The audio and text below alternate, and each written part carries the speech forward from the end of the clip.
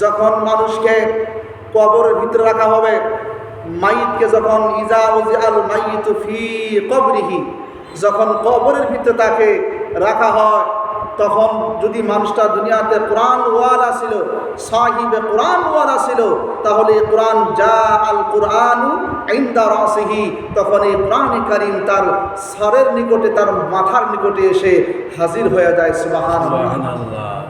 আল্লাহ পাক আরো বলেছেন, শুধু কোরআন আপনার মাথার নিকটে আসবে আর বাকি জায়গা খালি থাকবে, তেমন কোনো কথা নয়।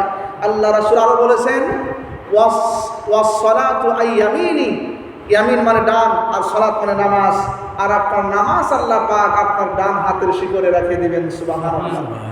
ওয়াসিয়ামান শিমালিহি, আল্লাহর নবী বলেছেন, বান্দা তুমি যদি দুনিয়ার বুকে কোরআন তেলাওয়াত করো, কোরআন অনুযায়ী যদি তোমার জীবন যাপন হয়, এই কোরআন অনুযায়ী যদি তোমার জিন্দেগি চলে, কোরআন অনুযায়ী যদি তোমার বসবাস হয়, এই কোরআনে কারীম তুমি কবরে ঢুকতে দেরি, এই কোরআনে কারীম তোমার মাথার নিকটে দাঁড়ায়া থাকতে দেরি করবে না।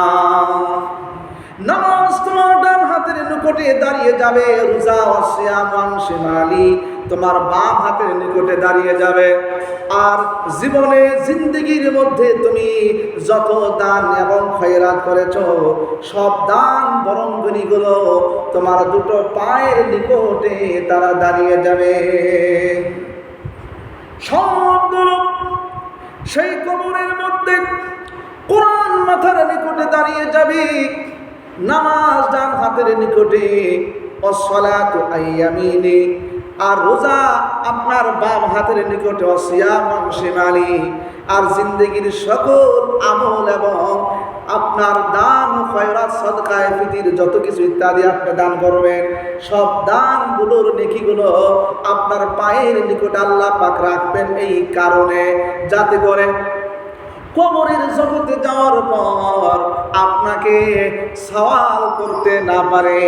এই চার তরফের চারদিকের চারটা বস্তু আপনার তরফ থেকে সওয়ালের জবাব দেওয়ার জন্য প্রস্তুত হয়ে যাবেন। সুবহানাল্লাহ।